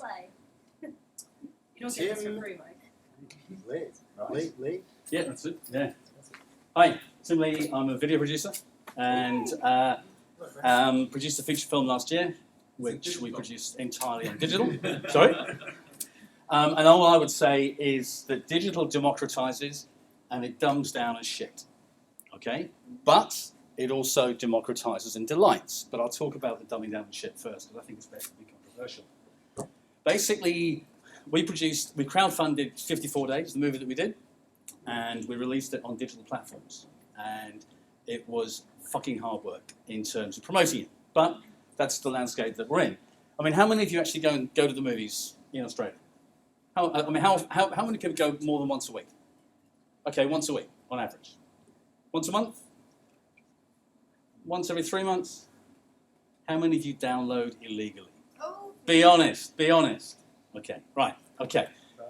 The reality is, right, if you actually look at the Australian film industry as a whole, all right?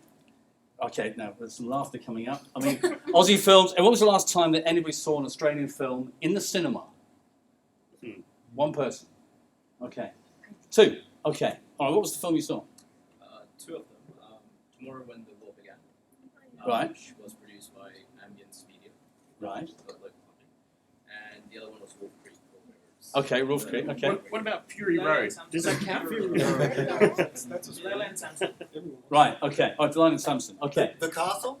The Castle. All right, okay. But the issue is, all right, the issue is, as a percentage of Australian box office, last year, what percentage of the box office for the whole of Australia was Australian films? Have a guess. 0.1%. It's actually 2.8%. Yeah. All right? And since 2007, Hollywood, on average, 2007, the average budget for international marketing alone was $36 million in 2007. Last year, the average studio film for international marketing was $200 million. Okay? So if you're producing an independent film in Australia, digital film, great, cost of production come down, fantastic, crowdfunding, get it on, fantastic. Okay? You try and get it out there, it's like standing in front of a freight train with a herring and trying to stop it. Okay? Because if you've got Angelina Jolie being interviewed for her latest movie and you've got a sort of a second-tier Australian actor, who are the Sydney Morning Herald going to choose? Right? Doesn't take a rocket science to work it out. So the issue is, in the film industry, you're getting a complete polarization, where you've got the really big tentpole movies, the $200 million movies, great effects, awesome, fantastic, and then just lots of stuff down here. It's taking the same shape as the music business. When was the last time you bought a CD? 10 years ago? 12 years ago? 15 years ago? I bought one from a bus club a few weeks ago. All right, okay, all right, okay. Well, that's, but in the music game, I mean, how many of you honestly download music? It's easy. It's easy. Spotify, I mean, even well, these sorts of things. So what you've actually got is at the very, very top, you've got the super groups and the super movies, and down here you've got sweet fuck all. And what's happening is, because the wonderful creation of digital tech, that's a business card holder, that's not very good. And these things with a phone in them, everybody's a fucking filmmaker. Yeah. Right? Yeah. Storytelling depends on good quality script, but everybody's a friggin' filmmaker. So, digital is dumbing down, democratizing, but dumbing down. Take the flip side of that, all right? And how it democratizes and delights, all right? We're working with a tech startup company that is in ocean tech, and they've created technology to protect whales, dolphins, and porpoises from dying in fishing nets. Because every year, 308,000 whales, dolphins, and porpoises die in fishing nets from being entangled. It's called bycatch, all right? And it's a very emotional issue. I mean, how many people like dolphins? Right, much more than Australian films. How many like whales? How many have seen Free Willy? Did you? Right, right. Look at this. All the hands going up. All right, dolphins, pretty dolphins, orca whales. It's fantastic. There's a great emotional impact if you can save dolphins, orcas, and porpoises, and that's what these guys are developing. And it's brilliant the way they've done it. In terms of what they've done is created technology that actually works with the fishermen, because conservationists hate fishermen. You're overfishing, blah, blah, blah, blah. Dolphins get caught in your net, you bastard, fuck off, right? That's not. Well, I mean, it's more or less where it is, but most fishermen actually don't want to kill these animals, right? So what these guys are doing, the fishermen themselves actually lose 20% of their stock through the whales, dolphins, and porpoises eating off the hooks and eating the nets. So they just take a snap and they can't use it. So and part of them actually get caught in the hooks. So what these guys have done, have developed technology that sits on top of the nets that go out for 20 kilometers. It picks up the acoustic signal of the whales actually talking to each other, because they get excited like we do. If you're going to go to a really nice restaurant, going to Tetsui's or something like that, you get really excited. And these things get picked up from 8 kilometers away, these animals getting excited. And this sends a signal back to the boat. They can then pull the nets back in. Now, going back 10, 15 years ago, there's no way on this earth we could have communicated that to the worldwide audience. Right? But through Twitter, awesome. We've connected with some superb evangelists and ambassadors and that type of thing. Facebook, we all know about Facebook. And we're producing a couple of really emotional videos geared towards that emotional content. All of you put your hands up. Well, I think it's about 80% of you said you like dolphins. And we do. We've got an affinity with them. There's no way we could have communicated with that whole audience for a crowdfunding campaign that we're launching in October. Right? So what we're doing is actually leveraging technology. So technology democratizes and delights, because we can connect with all the thousands of people that love dolphins, orcas, and porpoises. So digital delights and digital sucks. Both parts of the same coin. I think personally digital delights, but I've made a feature film in digital, so I'm a bit biased. But I think it delights overall, so get behind it. Fantastic. Thank you very much. I was going to say, when you started going into it, we've all heard of the six Ds of exponential growth, where the hockey stick sort of secret, and then spikes up. Look it up, and you're kind of talking about that, So my question is digital filmmaking in that secret place at the moment, and will it spike up? Because you've got the polarization happening. I was over in Hollywood over in December, January, when The Interview broke. Remember The Interview film? Yeah. Where Sony had to put it out on YouTube, because basically they were threatening to bomb all the cinemas, and all the other groups chains said, you're not showing your film there because nobody will go to the cinema. So as a result, it has the potential to actually ramp up, but it's going to take a lot longer. But the beauty was that Sony were forced to do that. So as a result, the whole user experience of actually looking at videos, looking at movies on tablets, on desktops, even on phones or tablets, actually became part of the user experience. So they got used to it. So that sounds like maybe yes. It may be yes, but the biggest issue is with the models like Netflix and Stan, and very similar to Spotify, those sorts of guys, the actual artists get sweet FA. Bugger all, yeah. So in terms of actually building a sustainable industry, the film industry is, unless you're right at the very, very top end, is absolutely fucked. It's very, I mean, you can make a living, but nothing more than that. And there are very, very few people actually making money, except right at that top end. But is that not based on content? Well, I mean, it's not. It's based on marketing. Well, I mean, I'm thinking about, you know who PewDiePie is? Go on. So he's a guy on, I'm not a gamer, but he's a guy who's got 10 billion views on YouTube. Sure. And he essentially videos himself doing walkthroughs of games. Yeah. And I think last year he made $4.8 million US just on YouTube views. Oh, the gaming game is, Yeah. that's a completely different game. I mean, But- the biggest Kickstarter campaign was 68 million with one of the games, wasn't But it? doesn't it? It's not a game. It's not a game. But it's linked. I mean, I'm saying the whole gaming sector. I don't think it is. I think it's a different kind of content and Yeah, experience. and that's the point I was making. Like, Right. I'm not a gamer by any stretch, Yeah. but the I think it was the point that Jill made about content being king. And Oh, distribution is absolutely, queen. absolutely. And- And I mean, the space to really watch is the virtual reality space and the augmented reality, because you've got Facebook that bought Oculus VR, and these are actually being launched in January 2016. And if you've ever actually seen the experience, I mean, it's a bit insular in terms of you have to wear the headset around you, but you've got a 3D environment as you look up, down, behind you, you're just in that 3D environment. It's an incredible experience. There's actually a YouTube video of this. My dad works in the mines in construction. Oh, right, the and Perth and Queensland. He, and one of the guys on site was one of the test subjects for Samsung for one of those headsets. And he was on remote location for work in the mining sector, construction, and he wore a headset and was inside the birthing suite for his third son being born. Wow. In 3D, in full 3D as so well. he was looking around and he was in the operating theatre for his baby being born, and he experienced the whole thing like with his wife, but he was completely on remote location in a campsite in the middle of, South Australia, Cooper Pedy. So It's awesome for him, but not that awesome for the wife.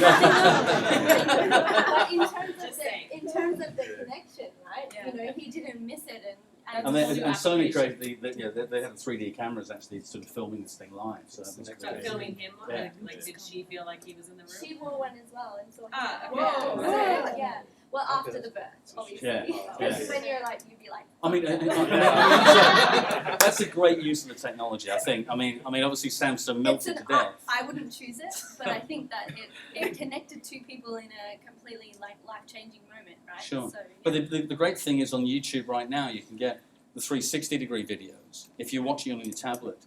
If you go and look at a couple of horror films, there are small horror films that you've got creepy music and noises going on, and you actually try and find out where the bad guy is. So, I mean, all this stuff is actually coming. And I mean, with Facebook saying that video is where they're heading, and virtual reality, I mean, by buying Oculus, Have you Oculus heard VR. about Magic Leap? Go on. I mean, there's new technology that's coming through all the time. They're really interesting to watch. They're funded by $500 million by Google. Right. Yeah, and they're doing what was cinematic reality. Right. They're now calling it mixed reality. Right. So they're building a whole lot of new tech for augmented reality to deliver real-time, real experiences into your vision. Well, there's an example of General Motors who developed augmented reality where workers can actually see what they're supposed to do with a particular area. This is through that on steroids. Yeah, but with that they've got a 94% reduction in error. Yeah, by right. using augmented great. reality. Great stuff. Funnily enough, we're actually doing something like that right now in ThoughtWorks. Oh, right, okay. Yeah, Leela should be here. Yeah, Leela should be here. So I don't know if you know about ThoughtWorks, but P3 is essentially this sort of humanitarian sort of arm. So we've got a lady that works with us called Leela, and she worked with a government agency before, and we're actually attempting to build an open source version of an augmented reality solution you could actually use on your phone or your tablet. Right. So you could do exactly the same thing. So you still maintain situational awareness where you're actually completing a task like, I don't know, rebuilding an engine or providing a basic kind of medical sort of task. And it really, the first time I saw it, it kind of really, I just kind of, all these kind of sort of things opened up to me and said, look, you can, it's so applicable to so many different things. And it's the age-old thing. I mean, I got involved in the internet back on February the 12th, 1995 at 2:16 p.m. in the afternoon. I remember that cathartic. Wow. When I connected on a 14.4 modem and saw a local art gallery and an image just slowly coming up on the screen in about 3.5 hours, you know, that sort of thing. That's what I meant by boring. I know it was completely hellish, but you get this age-old cycle of where you get technology creates opportunities and opportunities create technology. You just get this vicious cycle. So in the video space, there's massive opportunities developing because technology is dramatically improving. But it won't enhance poor storytelling, but it will, the effects make things look good. And Thank you. That's where Hollywood going to make their money. Thank you. Thank you, everyone. That was a great presentation. Going to speak more about our P3 stuff in that space. And is he going? Or Lila, which is on. Next up, Dev. Dev's going to smash down digital and consultants, I hope, because we're like management consultants, but we, there are problems. Yeah, so Mike told me to do a freaking fist pump because that's totally my personal style. If anyone does mention of were you born before the internet, I was, because I remember Winnie the Pooh and fucking Eeyore, because I'm Eeyore and I'm not gonna fist pump. So, so no. Apart from my personality, I just wanted to kind of thank Mike for giving me the opportunity. So I have been a traditional sort of person. Mike has introduced me as a management consultant. So what is exactly that thing? I do want to define that, but basically, you're a human problem solver. So a lot of people have talked about connectivity, how we need to talk about different things, and how all of these environments come together and you come up with a solution. So that's what a management consultant does. Although in reality, you just end up doing a spreadsheet with due diligence. So I just to quickly give you a brief about myself. I've worked across quite a range of firms. So my first job was at American Express. And these are internships that I did. I worked in Accenture, then in Oracle, all the traditional sort of firms. Decided I actually don't know what I'm doing. So I joined a career that people who don't know what they're doing do. So I joined Deloitte Consulting, went to PwC next, got completely burnt out, and that's why I'm like in the Eeyore state that I am in today. And now I just work for a bank, so I'm like boring as batshit. So what do? I'm a strategic sourcing partner at the moment, and funnily enough, you mentioned IBM, so I manage IBM for Westpac. And you mentioned the court cases, which is also something we will talk about afterwards. So that's what sourcing does, and that's what procurement does. We kind of look at deals and get really head on with and annoy you guys to the max, so you can't actually do what you're doing, and also sue you. Both sides of that fence. So. First of all, I wanted to quickly cover off a lot of things that, and Mike did make it, it's what is digital. So I just kind of, while I was sitting there typing up like little notes on what everyone said. So, everyone mentioned things like middleware, glue, environment. There was mention of personalization, intrusiveness, inclusion. It's like a wide variety of things. There's mention of how crappy our internet services, our NBN works, and whoever didn't work for NBN, thank God, right? It's about the bigger picture. It's about human behavior, essentially. There's mention of sociology, which is something quite interesting. This is an area that I'm really, really interested in as a consultant, because I believe that a lot of our kind of problems are solved simply because of, human behavior, whether it's resistance, whether it's, not knowing something, whether being in, different era, whatever it is, it comes down to some of that. And digital is changing that completely. So before, you wouldn't know your neighbor or who lives down the street. Now like a 50 billion sort of people that are connected to some weird thing that you're into on Facebook, and you join this group, and suddenly you know all these people. So you still don't know the neighbor down the street. You still don't know the neighbor down the street, but you might, because you might be into the same weird shit that you are. So it can happen. For a while, what is this? You keep saying this weird shit, right? the weird shit you're Yeah, so don't look up ashleymadison.com and don't type in my email. So that's good. No, but although it is a topical, subject because ultimately, what did Ashley Madison show us? It showed us human behavior. There are these people who exist amongst us now. They're just traceable. That's it. Before you were hidden because it was your neighbor doing freaky stuff and you didn't know. And now you can actually type the email and find out that it's them. Thank God for digital. Yeah, thank God for intrusiveness, right? And funnily enough, in ashleymadison.com, some people just weren't even on the site. They just had their email somehow listed because a bunch of spam bots probably put it up there, and it's ruined a lot of lives. So it actually has a lot of impact on personal lives at the moment. So it's not just a fun thing to do online. It's actually, shit is real, as to put it that way. So before I begin into my kind of rant about what I think digital is and what I find it to be through my experience so far.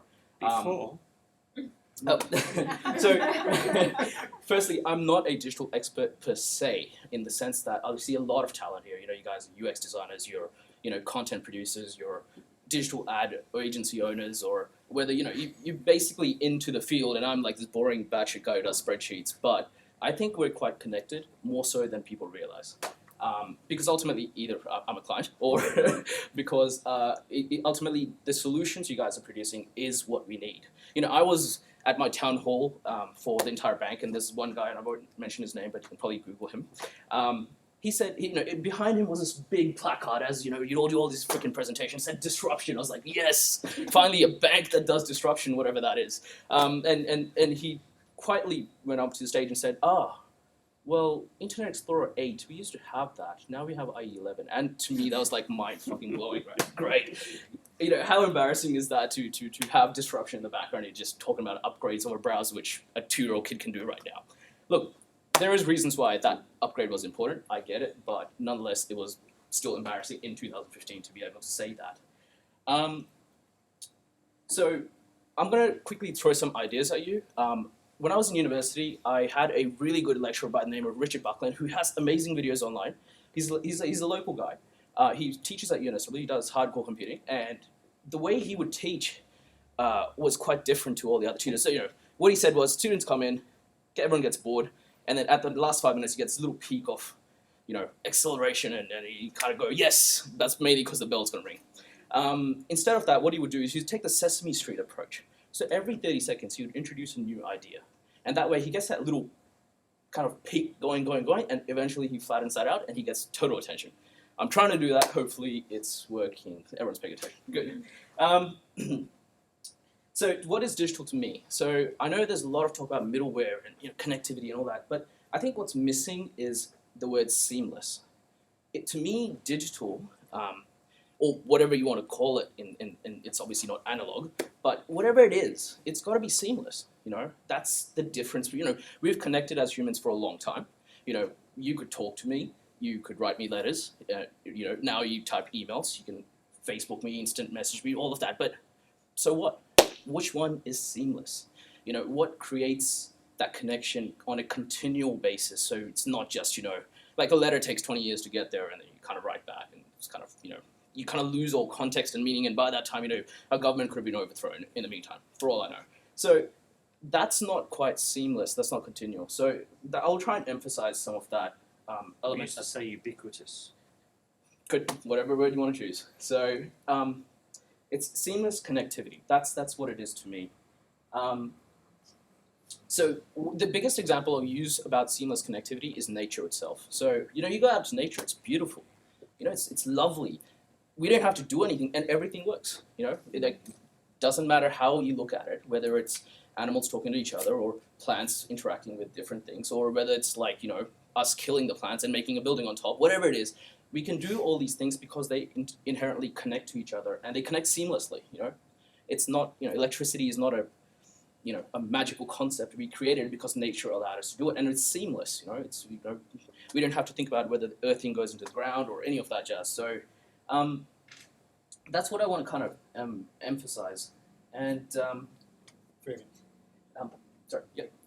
So I'll quickly go through some of the things that so whilst I was coming to the speech, actually, for some reason, a series of events happened in my life that kind of made me talk about this speech without, before even Mike invited me. So the first thing I did was watched a SBS On Demand video about Napster. And if you guys, I don't know who remembers Napster, but it's like an illegal, brilliant, excellent side of pirating music fast. And what it did was actually quite different to what the internet did. The internet existed, but what it did was seamless. You could get a bunch of 20 students, and you could be streaming from them instantly, continuously, and you can pause it, and you can come back, because this was in the days of dial-up. It got charged by the minute, so whatever, you could come back, and it's seamless. It connects, it gets you the music, and it connects people together. It's quite good, and Spotify, which was mentioned now, is also quite seamless as well. I was listening to David Bowie, which is an old artist, and suddenly I realized there's actually rockabye baby melodies based on David Bowie, and there's also Eminem ones. So not only can you listen to swear words, but your kid can now listen to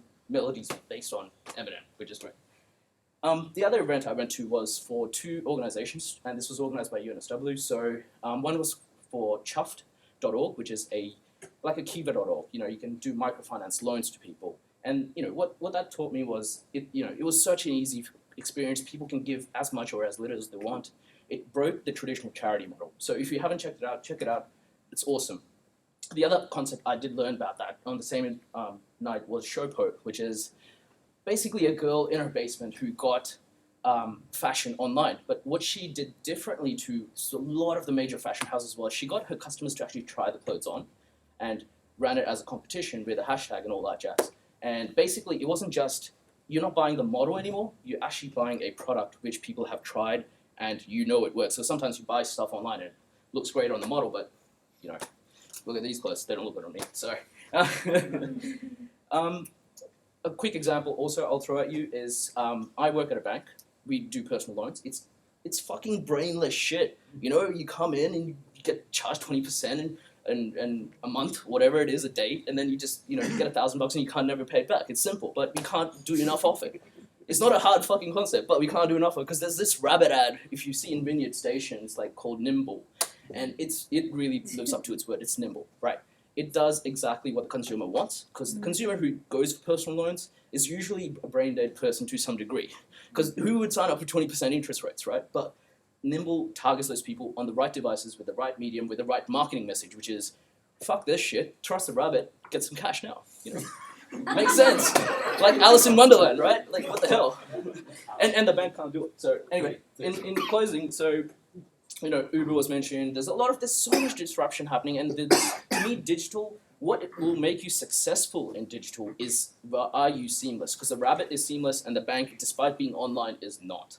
So that was the key difference, and that's the fundamental, I believe, that differentiates people. And, just as a closing thing, I just realized today when I was working on, being a consultant, you don't even think about some of these things. The save icon in a Microsoft Excel sheet is still a floppy disk. What the fuck? Like, seriously, I can't even imagine. I got a grad student I got to train right now. What am I meant to tell them? What the fuck is that? They just know they got to click it, but they don't know what the hell it is. How is it to replace it with? That's a good question. That's a good question, because right now... Okay, another opportunity. Everyone's got a new idea for the save icon. Put it on hashtag. That's right. So, yeah, seriously, do it. Honestly. Tell Microsoft what it is. Thank you. Consulting anchor. Great. And finishing up with Fabio. A thought worker. Yay! Hello, everyone. Hi. So I'm Fabio. I wanted to start this with connecting. Something happened to me yesterday, which was really interesting, because I lined up for this and I wasn't expecting it to happen yesterday. We went out. Thorwest has this thing called Social Club, which is a monthly budget that we have to go and spend with anything fun that we want. So last night we went to do dodgeball trampoline. Has anyone done that? Yeah. So I want to do that. It's pretty cool. So it actually reminded me, because you were telling me about the thing about the 3D thing. So we went to the trampoline. We were jumping there, and then after that we went for some food, and then suddenly my wife disappeared. And then I was like, where is she? So suddenly she was out, and she was on WhatsApp because her stepmom was giving birth in Brazil, and she was like on WhatsApp, like looking at all the pictures. And I thought that was pretty amazing, because she was not on a 3D thing like the other guy, but she was kind of watching the birth instantaneously, like her stepmom was giving birth, and then when they sent the first picture, then we were like, oh, that's what she looks like. And then I think that to me, it reminded me of this thing that I was giving today. And I was like, that is digital. Because if it wasn't for that digital channel, but I also want to get back to your point, which is about the content. It's not the medium. Because it doesn't matter if it was WhatsApp or Google Hangout or email or Facebook or anything. What really matters is that that picture of that little baby came all the way from Brazil to our hands. And then we could see it. So I also want to bring back to your point on UX. Because UX is an amazing thing. And just to warm people up a bit, I want you to think very quickly. I'm going to ask you all a question. And I want you to respond with the very first thing that comes to your mind. Can you guys do that? Yeah. So let's say you're running a marathon. Who here likes to run? Has anyone run like City to Surf or yeah? So let's say you're running, and then you just overtook the second place. What's your spot? Seconds. Yeah. Second. Second? Second. Yes, I heard first. But that's the first thing that comes to our mind is that if we're overtaking the second, then we're first. But then we think a little bit, that's fine, that's normal. 50% of MIT students also do that.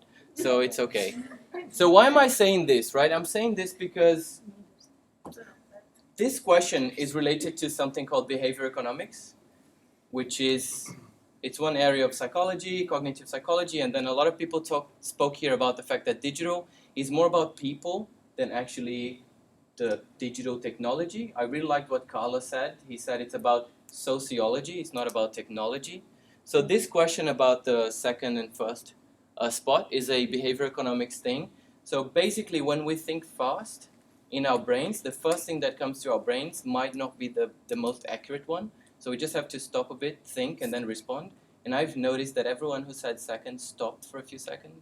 So you cheated. Yeah. And the reason why I'm saying this is because technology and digital for me is also a way to bring... I'll tell you about an experiment, right? There was this experiment that proved that people around you control your mind.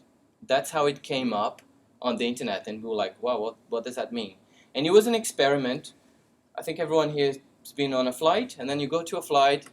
And then there's that TV in front of you where you can buy stuff. Or sometimes there's a little menu where you can buy movies or you can buy little things. There was this experiment that they did that proved that if someone who's sitting next to you buys something, you are twice as much likely to buy something as well. And then you think, how did they do that experiment? My brother is actually a flight attendant, and I kept thinking, like, did they like talk to all the flight attendants and ask them to watch things? They didn't. What they did was they collected about 65,000 transactions from 257,000 passengers in flights, and they analyzed all that data. So that would have never been possible in an analog world where people have controlled experiments in laboratories, where they watch people do what they do. So in what I think digital is a bit of that as well. It only enables, it's an enabler, and it enables us to have those kinds of experiments. That experiment was only possible because of digital, because they could actually collect all the data from those passengers and from those transactions and analyze. Think about 65,000 transactions. That would be humanly impossible to watch them and collect all the data manually. So that's a bit of what digital is for me, but because I work for Thorways and it's a consultancy, I also thought I could do a bit of research on what other consultancies talk about, and maybe because you've worked for all of them, like PwC, Deloitte, McKinsey, and all of them, maybe you'll know this. But I also did a bit of research, and I keep seeing these things like digital transformation, digital disruption. It's digital this and digital that, and it's digital everything. And I was like, what is digital? And that's why this debate was really cool. So Mike actually said we must kill digital. You said that, right? It's on Mashable, so it must be true. It's on the internet. We must kill digital. I have no idea what you mean by that, but if digital is like dolphins, we will all be unhappy about it. I think we agree we like dolphins more than we like digital, right? So I also looked at, there is this website called digitalwarriors.com. I have no idea who they are, but they define digital as smack. And I was talking to my friend here, and he was like, do you know what smack is? Like SM? And I didn't, so I looked up on Urban Dictionary, now I know. But has anyone heard of this term smack? Yes. Not the digital smack, not the The other SMAC? Oh yeah. Okay, so the SMAC for digital, which is this thing here, it says it's the combination of 4 things. It's social, mobile, analytics, and cloud. So that's how one person defines it. I don't know, it could be that. There is also McKinsey. McKinsey defines it as 3 things. They released an article recently saying that digital is 3 things. It's creating value at new frontiers, it is creating value in core business, and it's building foundational capabilities. That sounds very like bullshit.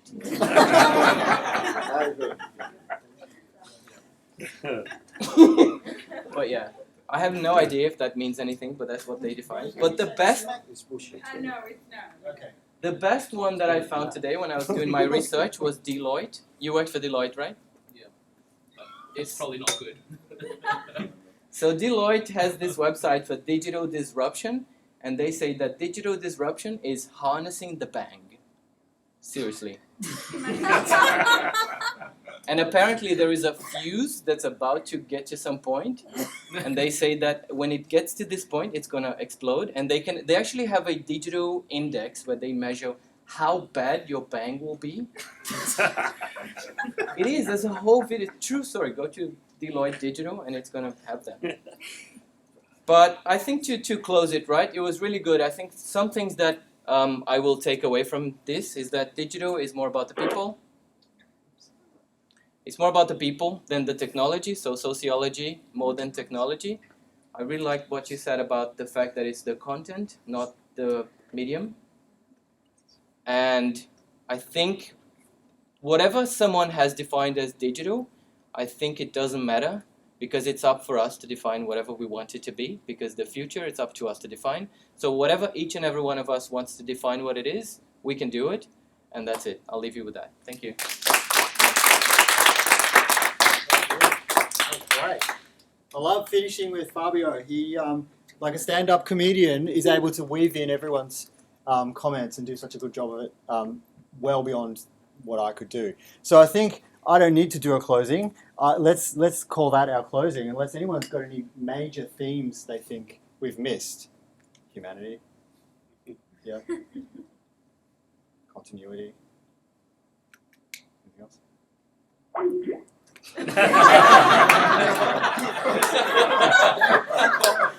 like that. This has been Hashtag perfection. yeah. So that's really it, and I invite everyone to come to our next event, which might be improv. If you're interested in that kind of stuff, or it could be anything. But there'll be more of these, and please contribute and get on the hashtag. And so, what are our jobs? Right, we need to hashtag the replacement for fidgetal and new icon for the save button. Have a go. I mean, they're both really great challenges. And that's really it. Thank you. Thank you, everyone, for coming. Thanks to the speakers, I should say, actually. Yeah. Thanks.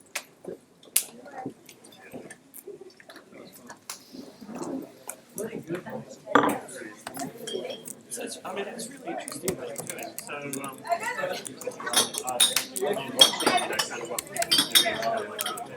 iPads, iPhones.